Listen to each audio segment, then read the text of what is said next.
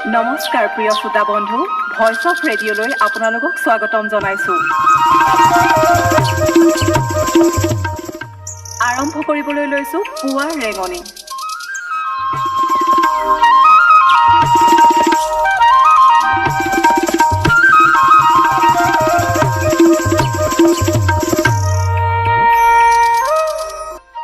আজি 2021 চনৰ 20 জানুৱাৰী বুধবাৰ। অসমীয়া লেখেৰে মাঘ মাহৰ 6 দিন। দিনটোৰ গ্ৰেগৰিয়ান বৰ্ষপঞ্জীৰ অনুসৰি বছৰৰ 20তম দিন। বছৰটো শেষ হ'বলৈ আজি দিনটোৰ পৰা মুঠ 345টা দিন বাকী আছে। আজি দিনটোৰ সূৰ্যোদয়ৰ সময় হ'ল পুৱা 6:25:08 আৰু সূৰ্যাস্তৰ সময় হ'ল আবেলি 5:10:16।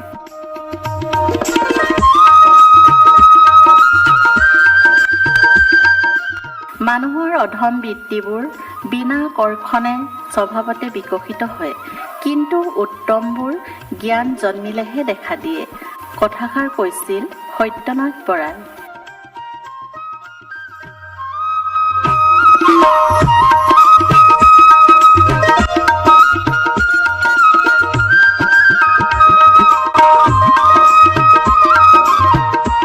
প্ৰিয় শ্ৰোতা বন্ধু, আজিৰ দিনটোৰ কেইটিমান উল্লেখযোগ্য ঘটনাৰ বিষয়ে জানো আহক।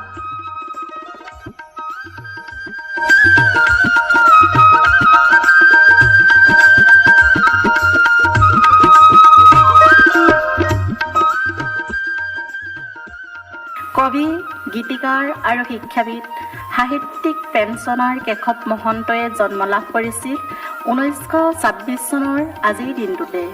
বিশিষ্ট কবি, নাট্যকাৰ, সাহিত্যিক, প্ৰধানকৈ বিদ্ৰোহী কবি প্ৰসন্নলাল চৌধুৰীৰ দেহাৱসান ঘটে 1986 চনৰ আজিৰ দিনটোত।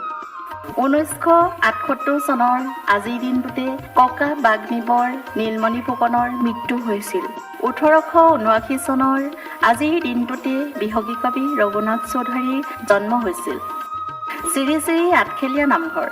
এই নামঘৰটো আঠখেলৰ ৰাইজে অসম চৰকাৰ, দেশৰ বিভিন্ন স্থানৰ ৰাইজৰ দান বৰঙণিয়ে পুনৰ নিৰ্মাণ কৰি গোলাঘাট পৌৰসভাৰ পৌৰপতি ডাক্তৰ অজিত বৰুৱাদেৱৰ দ্বাৰা উদ্বোধন কৰা হয় 2013 চনৰ আজিৰ দিনটোতে। ভাৰতৰ প্ৰথম এটমিক ৰিয়েক্টৰ অপচাৰৰ উদ্বোধন কৰা হয় 1952 চনৰ আজিৰ দিনটোতে। 1972 চনৰ আজিৰ দিনটোতে মেঘালয়ে পূৰ্ণ ৰাজ্যৰ স্বীকৃতি লাভ কৰে। বাৰাক হুছেইন ওবামা আমেৰিকাৰ 44তম ৰাষ্ট্ৰপতি। ৰাষ্ট্ৰপতি পদত অধিষ্ঠিত হোৱাৰ প্ৰথমজন আফ্ৰিকান মূলৰ বাৰাক হুছেইন ওবামাই কাৰ্যভাৰ গ্ৰহণ কৰে 2009 চনৰ আজিৰ দিনটোতে। 1775 চনৰ আজিৰ দিনটোতে ফৰাচী পদাৰ্থ বিজ্ঞানী আৰু গণিতজ্ঞ আন্দ্ৰে মাৰি এম্পিয়াৰৰ জন্ম হৈছিল। 1920 চনৰ আজিৰ দিনটোতে ইটালীৰ চলচ্চিত্ৰ পৰিচালক ফেডেৰিকো ফেলিনিৰ জন্ম হৈছিল।